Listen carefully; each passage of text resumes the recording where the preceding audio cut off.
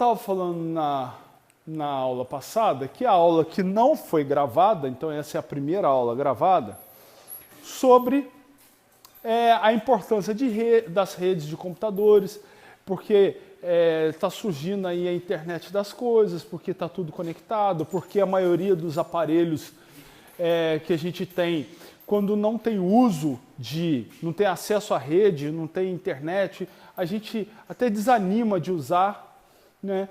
E que a grande ideia do uso de redes de computadores é você unir conhecimento de várias pessoas.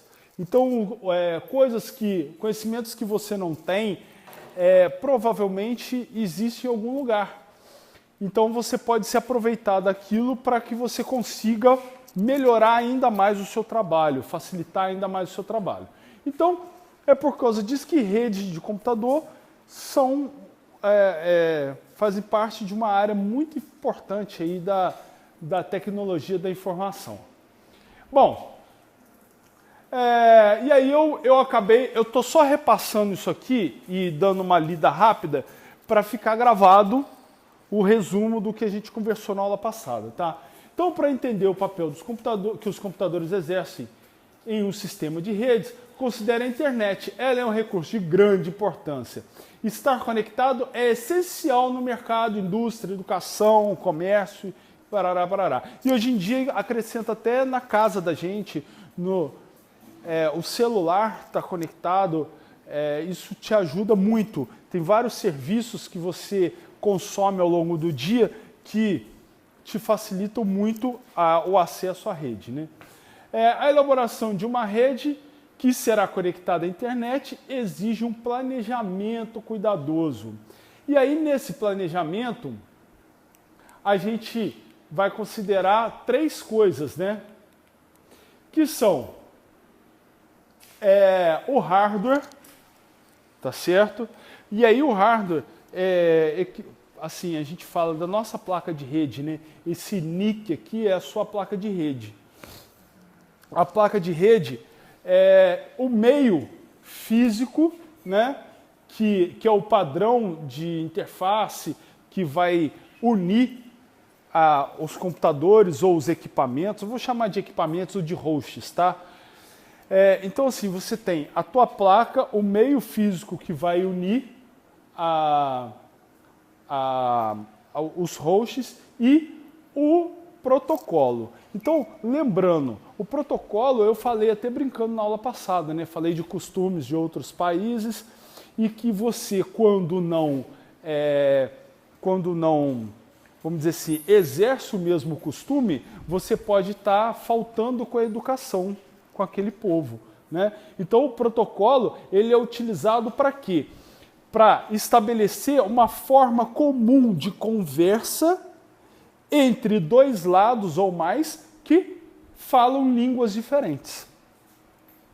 Na aula de sistemas operacionais, eu também falei para vocês sobre os computadores, os mainframes bem antigos, que você tinha que ter todo o equipamento de um único fabricante, inclusive o sistema operacional. Lembra? Então, aí eu citei que hoje em dia você tem computadores que, na verdade, você pode montar seu computador. Você pode ir numa loja comprar uma placa-mãe, uma outra loja comprar um processador, uma outra comprar memória. E você montar o seu computador da forma que você quiser. Por quê? Porque os equipamentos, a entrada, o que eles esperam receber e o que eles retornam de valor, de comunicação entre os outros componentes, é padronizado. E aí você consegue, por exemplo, ter uma placa-mãe de uma marca, uma memória de outra marca, um processador de outra marca, enfim. E isso se deve a quê? A protocolos. Então foram fabricados por empresas diferentes, concorrentes, que cada uma procura fazer alguma inovação tecnológica para que as pessoas queiram comprar o produto dela e não de outras empresas, mas na hora da saída da comunicação elas encaixam tudo que elas fizeram de diferente no equipamento delas, elas encaixam dentro do protocolo. para poder se comunicar com outra. Imagina se eu faço um produto hoje em dia que não consegue conversar com outros produtos. Ninguém compra. Você compra hoje um relógio, um smartwatch, que tem que conversar com o iPhone, com o Android, né, com o Windows Phone, porque se o cara faz o produto que só conversa com o Android, e a galera que tem iPhone, e a galera que tem o Windows Phone? Quer dizer, você já está eliminando uma parte do mercado do seu produto, porque o cara não vai trocar de telefone, de smartphone que ele gosta, daquele modelo e marca, para ter o produto que você está vendendo. E muitas vezes o produto está entrando no mercado. Entendeu? Então, o protocolo é importante. O protocolo ele faz com que haja um meio comum de sistemas operacionais diferentes poderem conversar dentro de uma rede. Exemplo, está todo mundo conectado na mesma rede. Eu poderia ter aqui, com certeza o meu iPhone está conectado. Se alguém tem algum outro celular aí, com certeza está conectado na rede também. Os computadores estão com Windows, mas no outro laboratório tem Mac. Algumas máquinas aqui estão com Linux. E todo mundo conversa na mesma rede. Por quê? Protocolo. Então, na hora de sair para conversar com o outro, segue aquele protocolo. Os tipos de e-mail é o quê? É o meio físico. Tipo assim, para eu pegar uma informação minha e mandar para você, eu tenho que utilizar algum meio físico. Ou seja, por algum lugar, a informação tem que ir passando até chegar até você. Certo? A gente tem, falando em cabo, calma. A gente tem o cabo de par trançado, mas é antes que se exalte. A gente tem o par trançado, o coaxial, a gente tem o wireless, que não é cabo, né? Fibra ótica. Então, cada tipo de meio físico desse, ele transporta a informação de uma maneira diferente. Por exemplo, o coaxial é aquele cabo igual o cabo, é o mesmo cabo, né? Eu não vou falar que é igual, é aquele cabo de TV a cabo. Entendeu? Tem um cobre grande, assim, mas com a bitola maior, né, dentro dele e a capa por fora, né, para tentar evitar de dar interferência. O cabo par trançado é o azulzinho, que você conhece. É o cabo azulzinho, que tem, na verdade, ele está enrolado ali, aquele lá, né? Tem 8 fios ali dentro, cada fio de uma cor, e eles têm uma ordem para encaixar naquele pininho ali, que é o RJ45, o conector. Então ele tem uma ordem para encaixar no pininho A, que é onde ele está ligado ali, e na outra ponta, que às vezes é um computador, que é o pino B. Então, imagina um cabo, pensa num cabão. Na ponta ele tem uma ordem de fios, na outra ponta ele tem outra ordem de fios. E a informação passa por ali. Por que são 8 fios? Porque você transfere 1 byte por vez. Né? 8 bits dá 1 byte. E aí você transfere. Muito bem, essa eu inventei agora. Mas aí, veja bem, no cabo de fibra ótica, a velocidade é maior, né? Você sabe que fibra ótica é rapidaço. Mas por quê? Porque a fibra ótica, ela é um cabo que não passa energia elétrica, passa luz. E a luz é rápida pra cacete. Então, o cabo de fibra ótica ele consegue ter uma velocidade de transporte de informação muito grande, porque ele anda na velocidade da luz, certo? Outro detalhe, o cabo de fibra ótica, estou falando novamente, né? Ele transporta luz, e luz não sofre interferência. Tipo assim, se eu pego um cabo de par trançado e passo ele, atravesso uma rua, uma avenida, o próprio barulho do motor, os fios de energia elétrica que passam de um lado para o outro, eles vão dar interferência no sinal, certo? Mas o cabo de fibra ótica, porque esse par trançado passa também uma corrente elétrica nele. É uma corrente de baixíssima voltagem. Acho que são 3 volts. Um negócio é uma coisa ridícula, assim, que não faz nem cosquinha. Mas você passa energia elétrica. Então, se tem alguma vibração, tipo motor de carro, de equipamento, ou se tem alguma energia elétrica que passa ali perto de alta voltagem, vai dar interferência na transmissão. Quando dá interferência na transmissão, o que um computador, um host manda para o outro, se o outro não entender, o que ele faz? Ele manda o aviso, manda de novo. E nesse manda de novo, o que a gente que está operando aquele host sente? A rede está lenta. Porque está indo, perde a informação, aí tem que mandar de novo. Aí perde de novo. Então, demora mais tempo para o outro lado. Fala assim, ok, recebido. Tá? Então, o fibra ótica é muito utilizado para ambiente externo. Pô, quero ligar, sei lá, sai a internet que vem pelo poste, sai do poste e vai até a minha casa. Pô, é bom fibra ótica. Aqui a gente está numa área de laboratório que está longe lá da sede da fazenda, lá do campus. Então, tem que passar cabo, alguma coisa aqui por fora para chegar a internet lá. Então, o ideal é que esse trecho externo seja sempre feito com fibra ótica. Entendeu? Por causa de velocidade e por causa de ter resistência à interferência de coisas externas aí. Tá certo? O wireless, qual que é o meio de transmissão? O ar. Mas como é que que assim, todo mundo comunica com todo mundo? É porque no ar você tem faixas de frequência, certo? E assim, para muita coisa você tem faixas de frequência. Por exemplo, o olho humano, ele não enxerga todos os tipos de cores que tem. A gente enxerga uma faixa de cores. O ouvido humano, ele não ouve todos os tipos de sons. A gente tem uma faixa de som que é audível. Tem coisa que é muito baixa, a gente não ouve, e coisa que é muito, muito alta, a gente também não ouve. Então a gente tem uma faixa ali que o nosso ouvido capta. O que está fora, ou para cima ou para baixo, a gente não capta. Certo?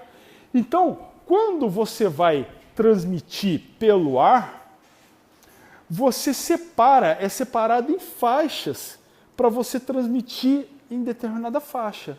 Por exemplo, isso é coisa de antigamente, né? Não muito antigamente. Lembra quando surgia aqueles telefones sem fio para você colocar em casa, coisa e tal? Às vezes tinha um aparelhinho que era a doca, e aí às vezes vinha até com 2 telefones, né? Para você carregar um para um lado, outro para o outro. E ter sempre um filho da puta ouvindo na extensão. Mas tinha aquele telefone. E criança gostava de carrinho de controle remoto. Aí você estava no carrinho de controle remoto, fazendo aquela manobra arriscada, tocava o telefone, alguém atendia, dava uma doideira no carrinho, o carrinho ia, porrava, caía lá embaixo. Por quê? Porque eles usavam a mesma frequência, de 2,4 GHz. Então, quando você muda de frequência, a comunicação que está indo numa frequência diferente, se a sua comunicação está indo numa frequência diferente da minha, as duas estão convivendo ali juntas, mas uma não interfere na outra. Esse é um dos motivos que torna crime, por exemplo, você abrir uma rádio pirata. Por quê? Porque o governo, quando libera para você abrir uma rádio, para você montar uma rádio, trabalhar com ela, ele libera uma faixa para você transmitir naquela faixa. E aí, se você está com uma rádio pirata, primeiro que você pode entrar no canal dos outros. Aí entrar no canal dos outros também é ruim, né? É uma coisa. Mas isso ainda não é o pior que pode acontecer. O que pode acontecer, você imagina, você entra, você posiciona ajusta os seus aparelhos para transmitir numa frequência que, sei lá, é a mesma frequência utilizada por helicópteros. aí passa um helicóptero dentro do seu raio de difusão, aí você deixa os aparelhos do helicóptero tudo doidão, aí a porra do helicóptero cai. Entendeu? Então tem coisas assim que a gente não imagina. Também é a mesma coisa. Tem coisas que a gente não pensa assim, mas são muito perigosas. É por causa disso que rádio pirata é um negócio assim que... Porque às vezes a pessoa fala assim, é porque não quer que pague direitos autorais, é porque mais uma rádio para concorrer com as que já tem, aí nego não quer. Mas não, está usando o mesmo meio de transmissão, que é o ar, que é comum para todo lugar. Entendeu? Então, se você invade uma outra frequência, você pode causar um monte de problema, cara. Entendeu? E às vezes você está transmitindo... Porque assim, a frequência... Imagina o seguinte, você pega uma lâmpada. A lâmpada lá é 60 GHz. Significa que ela está piscando a 60 mil vezes por segundo. Como ela pisca 60 mil vezes por segundo, aquilo é uma frequência. Ela está piscando numa frequência. Então, você imagina o seguinte, se eu tenho um aparelho que é um aparelho de recepção nessa mesma frequência, é que esse aparelho está ajustado para fazer a leitura de 60 mil piscadas por segundo. Tá certo? Então, se eu tenho um aparelho que pisca 61 mil vezes por segundo, o meu receptor não entende aquele aparelho, porque a frequência está diferente. Então, quando a frequência está combinada, o receptor faz a leitura na mesma velocidade que o cara que está emitindo faz a leitura.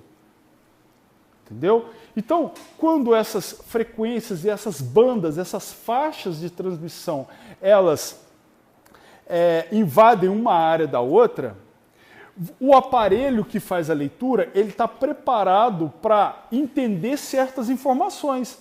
Então, ele não foi testado, não é testado ele recebendo outras informações. Então ninguém sabe como é que ele vai reagir.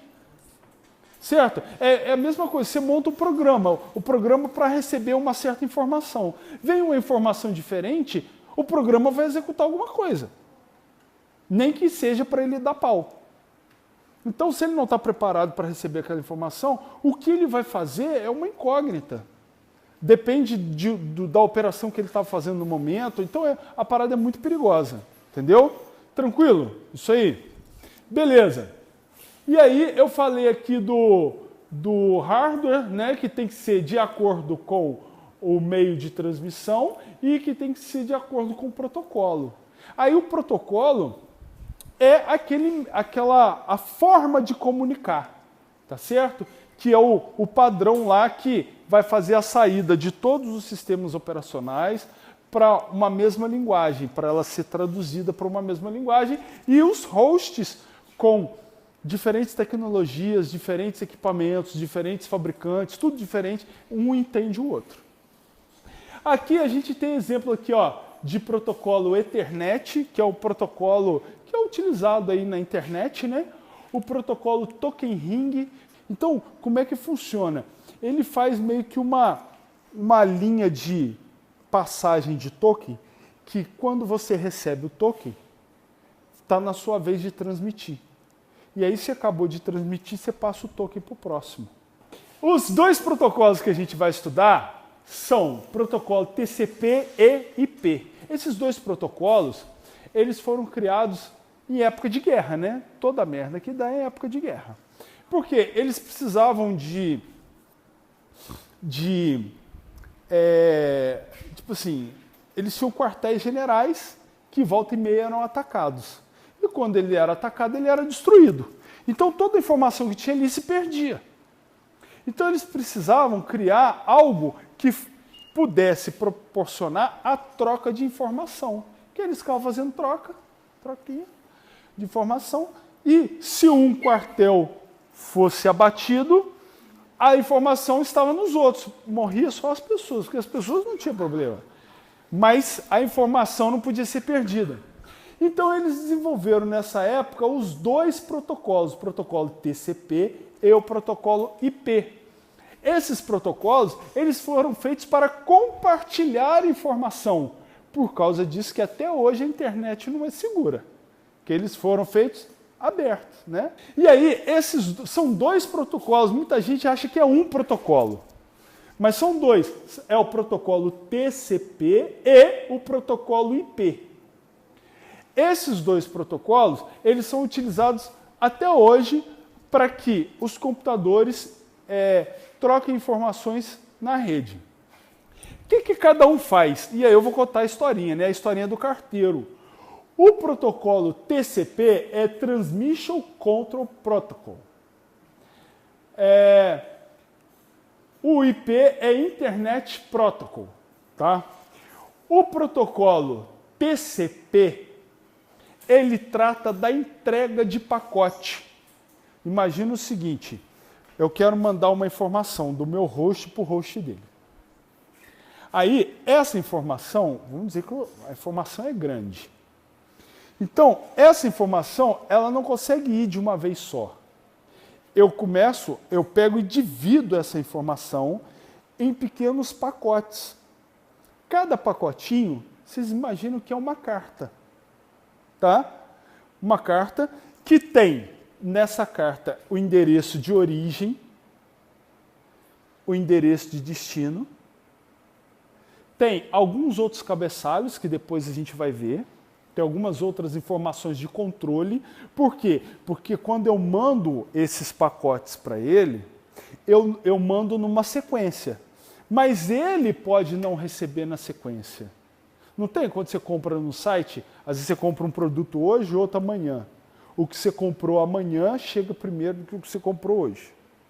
Então, a ordem, quando você põe no correio, é o Deus nos acuda. Então, o que chegar primeiro, chegou. Então, além do meu endereço de origem, o endereço de destino dele, eu tenho que dizer qual é a ordem para ele remontar o arquivo que eu tenho aqui. Eu estou mandando um arquivo para ele. Só que esse arquivo é grande e vai em pedaço, uma porrada de pedaço. Só que chega lá, ele tem que conseguir colocar o arquivo em ordem para ele conseguir ler o arquivo. Além disso, ele tem que ter condição de, por exemplo, abrir o arquivo todo e falar assim, opa, está faltando um pedaço aqui, manda esse pedaço de novo. Então, eu tenho que mandar além do arquivo, né, ou da informação, cada pacotinho vai com uma cacetada de informação para ele poder remontar e conferir do lado dele, para ver se está tudo certo, para ele poder utilizar. Tá certo? Então, o protocolo TCP, ele cuida dessa transmissão. Então, ele faz o papel do carteiro, do correio. E o protocolo IP é o Internet Protocol. Ele é o endereço. Então, o IP cuida do endereçamento, não do pacote. Eu tenho o meu endereço, quando eu entro numa rede, cada um tem o seu endereço. Então, o IP ele cuida desses endereços e o TCP cuida do transporte das mensagens de um lado para o outro. Tá certo? O IP ele ainda é dividido em duas partes. Ele é dividido no endereço de rede e o endereço de host. Vamos imaginar assim, o endereço de rede é o endereço todinho até chegar na rua da sua casa.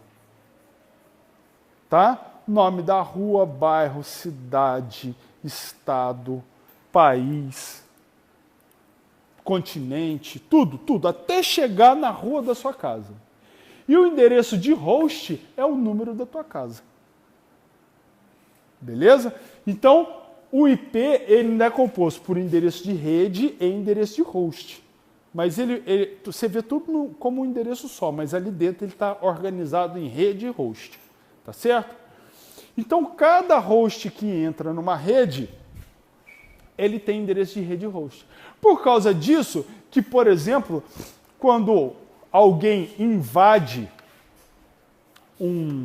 por exemplo, você pega e cria um e-mail fantasma lá para fazer bullying com alguém, fazer uma sacanagem com alguém, mandar um e-mail anônimo para alguém. Cara, cada área geográfica é organizada com um grupamento de endereços. Então, tipo assim, dado o meu IP, dado o meu endereço, dá para saber exatamente de onde que eu acessei. Eu só preciso ter meu IP. Então, você chega, olha só, o IP tal, beleza. Fez uma cagada lá qualquer. Tá bom. E aí, como é que a gente acha esse cara? Simples. A Embratel vendeu para cada empresa que fornece acesso à internet um range de IPs. Por exemplo, do 1 ao 1000 é da empresa A, do 1001 ao 10.000 é da empresa B. Aí, essa empresa, ela pega aquele range e vende para clientes. E aí, por exemplo, você foi numa lan house acessar um site diferente lá. Então, fazer uma coisa, né? Uma coisa extraordinária lá, que não dava para fazer em casa. Aí, a empresa que proveu o acesso à internet também vendeu o acesso à internet para a lan house. Então, ela sabe qual IP a lan house ganhou. Dentro da lan house, você tem todo o histórico de quem acessou, quando, que hora, de que hora, que hora. Então você sabe em qual máquina que foi acessado. E que foi dado aquele IP para qual máquina. E aí, o sistema da Lan House é um sistema que vende o quê? Hora de acesso à internet. Então você acha que o sistema da Lan House não está com o seu nome cadastrado lá e a hora, de que hora até que hora que você acessou? Só se você criar com o nome falso. Só se você criar com o nome falso. Mas mesmo assim, pô, tipo assim, você entra numa Lan House. Cara, muitas têm câmera, né? A maioria tem câmera. Aí, tipo, tem o cara que te vê, o cara era assim assado, ele consegue te descrever. Entendeu? E essas paradas, cara, é rapidinho você acha. Então, tipo assim, você não fica anônimo. Bom, enfim, o protocolo, né? Sempre o protocolo, você configura no sistema operacional. Então aí vai ter uma variação, né? Tipo, eu configuro o meu protocolo TCP no Windows de um jeito, no Linux de outro, no Mac de outro, no iOS de outro, no Android de outro jeito, e aí vai. Mas o protocolo é configurado dentro do sistema operacional. Olha só, eu vou querer que vocês se dividam, tá? Para explicar, para fazer um trabalho, já para me entregar e apresentar na próxima aula sobre modelo OSI. Beleza? Então, eu vou fazer uma introdução para vocês, uma introduçãozinha para vocês entenderem o que é isso aqui. Só para vocês entenderem, para na hora de pesquisar, conseguir pesquisar e assim, assimilar com mais facilidade.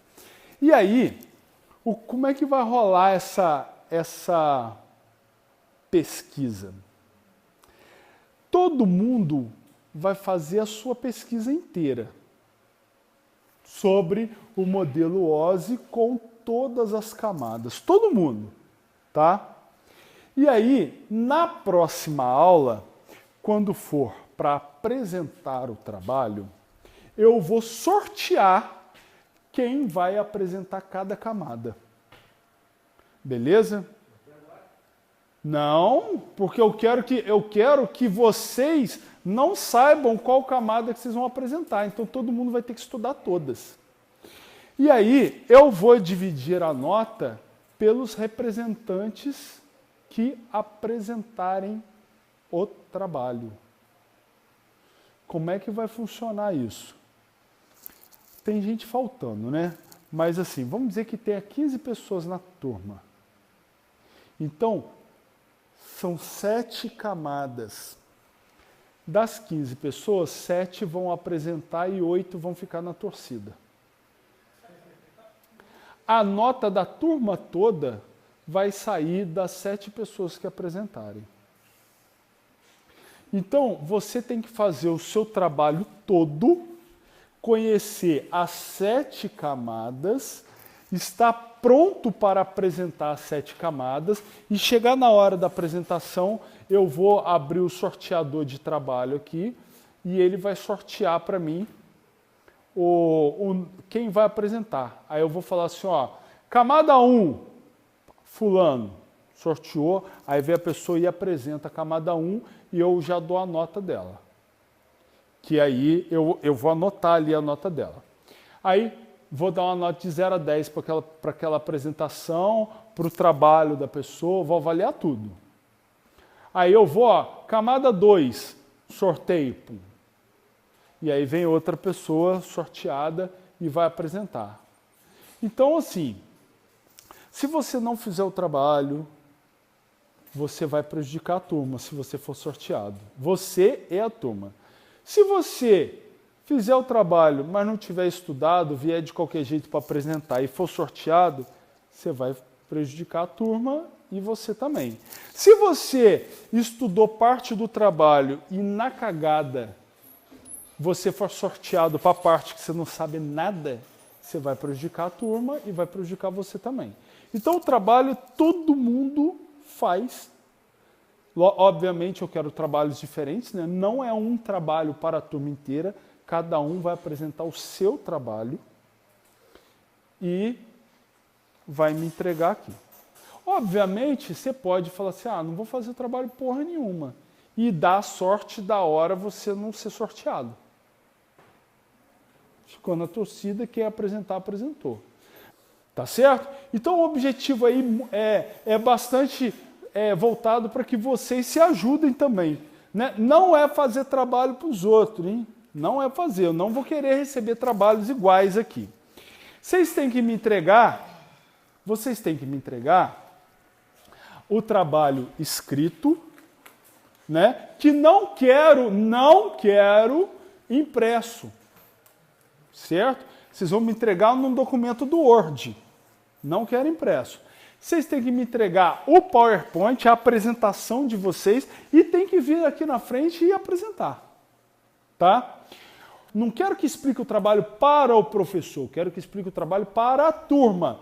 Então vocês têm que pensar de maneira que, tipo assim, imagina que só eu sei essa parte. Como é que eu poderia explicar isso na hora da apresentação para fazer com que todos os meus colegas entendessem o que aquilo faz, o que aquilo é, tá certo? Então, não é para chegar aqui e ficar lendo, nem catar um papelzinho, aquele papelzinho meio de bunda, meio de pão, amassado, e começar, pera aí, professor. Não, pô. Igual repórter, quando ele tá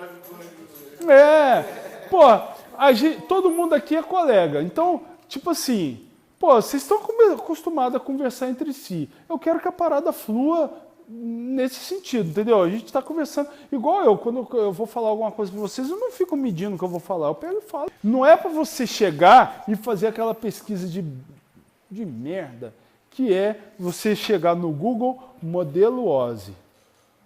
Aí vai aparecer uma porrada de coisa. Eu pego o primeiro link e clico.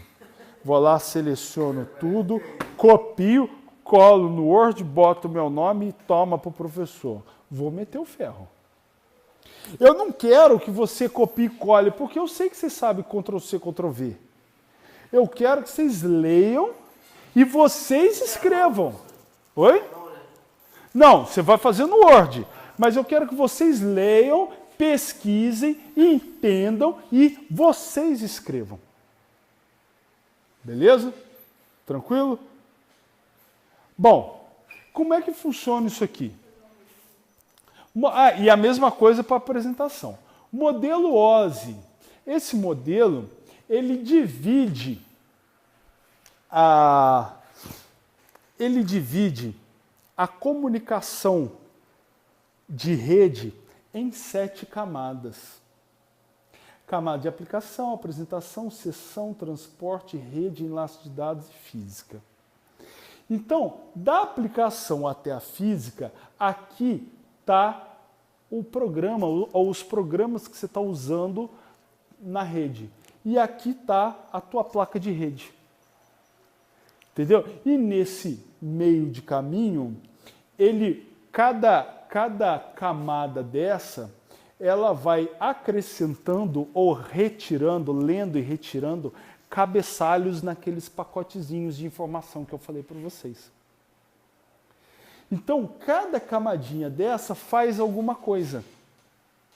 E quando você está enviando uma informação de um host para outro host, você está mexendo em algum programa aqui, esse programa vai enviar as informações para outro host, então ele pega os dados que ele quer enviar, passa para essa camada faz alguma coisa, passa para essa faz alguma coisa, passa para essa faz alguma coisa, passa para essa faz mais alguma coisa, passa para essa, faz alguma coisa, passa para essa passa para o meio físico, que pode ser cabo, ar,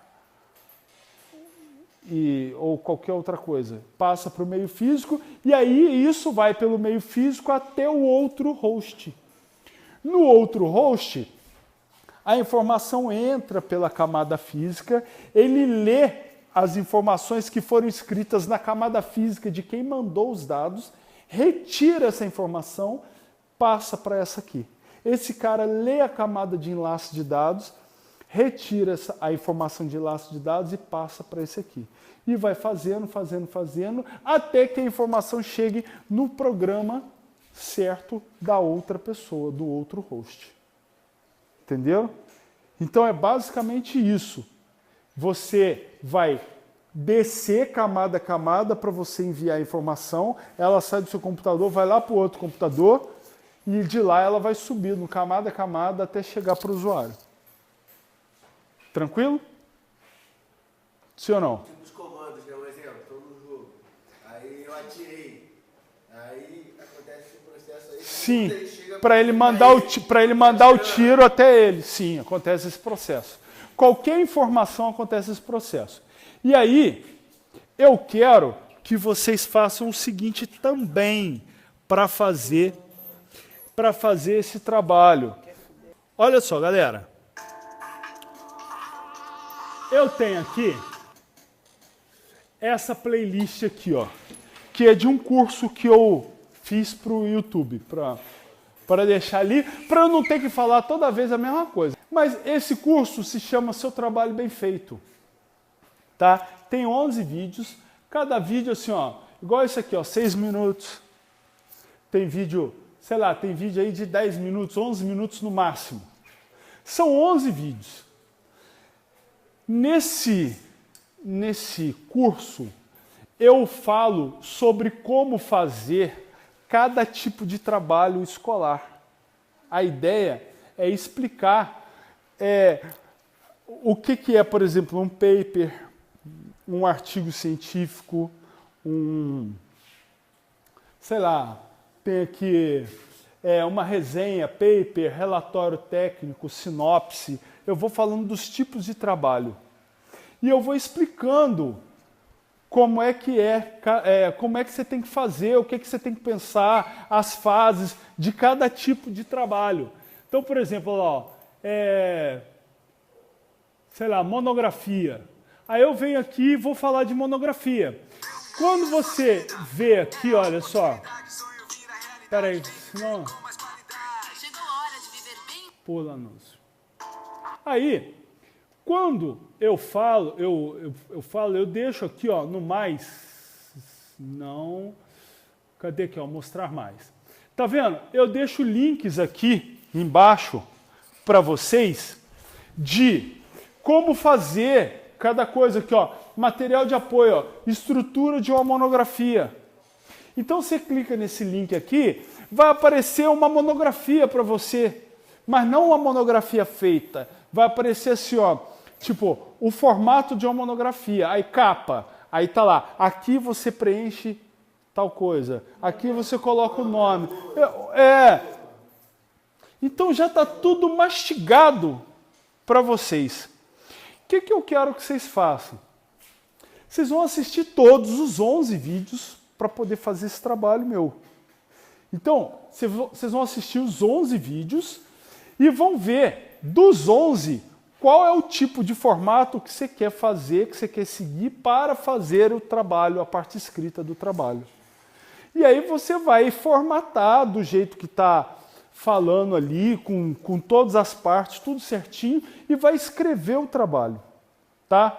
Vamos fazer o seguinte. Como vocês ainda não assistiram os vídeos, eu vou fazer o seguinte. Ao invés desse trabalho ser para a próxima sexta, é para outra. Então fica 2 semanas para vocês fazerem o trabalho. Beleza?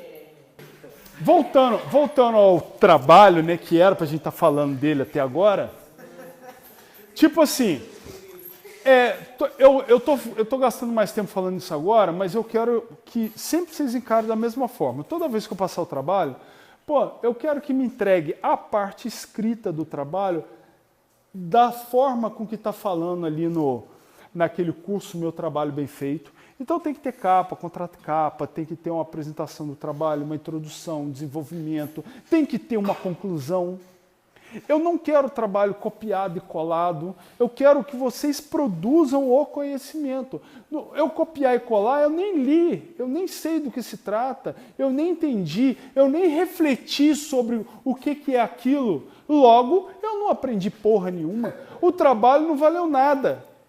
E aí, se o trabalho não vale nada, para que eu estou passando o trabalho? Aí eu vou começar a ler o trabalho. Primeira coisa que eu faço, eu pego, copio um trecho qualquer do trabalho e colo no Google. Se eu achar igual, eu falo assim, esse trabalho para mim já não...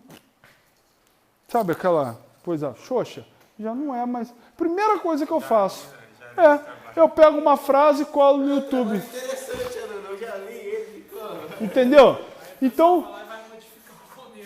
Não, mas pode ser do meio, do fim, uma frase qualquer, entendeu? Então, é você. Olha só, a gente, você vê muita gente falando, tipo assim, as pessoas, principalmente as pessoas mais antigas, que têm aí pelo menos seus 40 anos, eu ainda não estou não, estou com 39, mas a galera que tem pelo menos seus 40 anos, você olha você conversa com as pessoas, são pessoas muito mais espertas, são pessoas que têm, no geral, assim, uma cultura muito maior.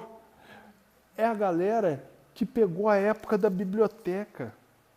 Cara, você tinha que sair da sua casa, ir lá na casa dos cacete, numa biblioteca, ficar quietinho lá, sair garimpando livro. Aí era cada livro, você ia, custava para achar um livro. Aí olhava e não lia aquela porra toda e não tem o que eu quero. Não tem o que eu quero, volta, devolve o livro, pega outro livro, lê. Ah, não, então peraí, resumo, vamos fazer, essa parte é boa nesse livro, aí a pessoa ia e não tinha, eu ainda peguei antes da Xerox, não tinha nem dinheiro para Xerox, você pegava e catava ali, tá querendo dizer isso assim assado, aí rabiscava aquela porra, escrevia de novo, até sair bom. Então você produzia o conhecimento. Hoje em dia a galera copia, cola e entrega. Foda-se. Professor, mas eu entreguei. Eu tenho aluno que tem a cara de pau de virar para mim e falar assim, professor, deu trabalho fazer isso aí. Deu trabalho, cara. Não, deu trabalho. Eu tive que pesquisar pra caramba.